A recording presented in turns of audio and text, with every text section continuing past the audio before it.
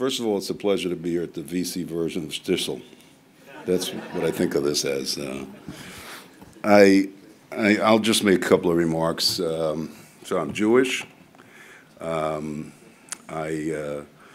chair an investment bank called East Wind Advisors.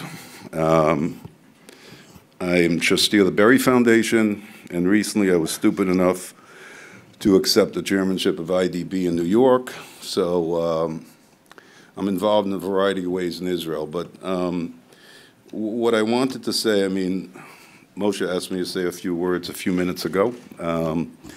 Berry has been invested in the Haredi employment issue for a few years.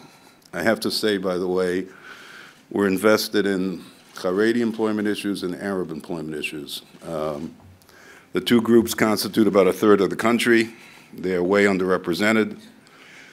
And so when we did a little bit of work on what these communities were all about, we talked to Yedid Stern over at IDI, who was very helpful to us, particularly on the Haredi population. And it became clear to us that for Israel's sake, forget about individuals or communities, if you don't bring these two sectors into the workforce, the country is just not going to have a chance.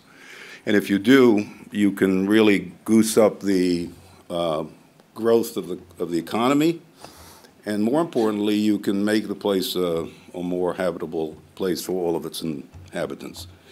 So we decided to put some money behind this thought, and we have invested with Moshe at Comatech. I think you originally were introduced to me by Yossi Vardi, who was probably the last guy I thought would walk into my office, the Haredi guy, to tell me I should invest in him.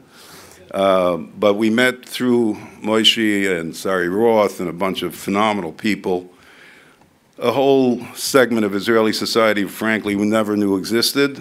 And it gave us a lot of hope, and it gave us the opportunity to put our money where our mouth is and bet that more of the Haredi population, with assistance monetarily and mentorship, would start moving into the economy.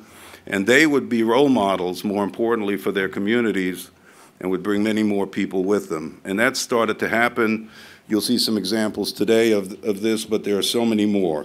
On the Arab side, by the way, because I don't want to forget it while I'm up here, we've also worked in supporting organizations that are doing exactly the same work on the Arab side.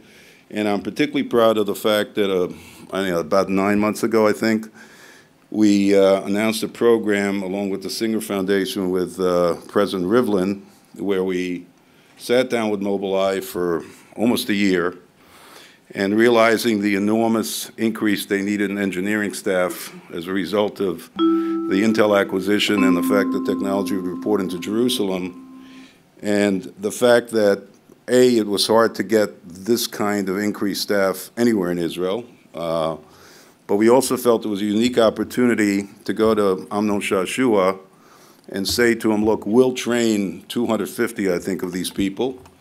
You give us a senior person that can work with us so they can tell us what we need to train them in. You guarantee you'll hire them, and the only condition we have is they'll come strictly from the Arab and Haredi community.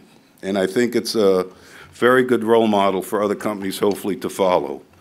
So I guess my message is, for the sake of the State of Israel, for the sake of the harmony of the State of Israel, for the sake of the economy of the State of Israel, all of you guys have connections inside different companies.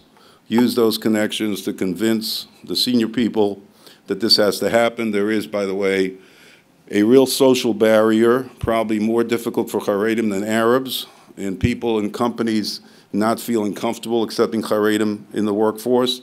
They have visions of their work habits and their hygienic habits and their religious habits, and a lot of work has to be done in this area, and we have also been involved with an organization that works with CEOs who make commitments to change this. So I encourage all of you to, in your own way, push companies to do this, and you'll be benefiting the Haredi community, and you'll be benefiting the State of Israel. Thank you.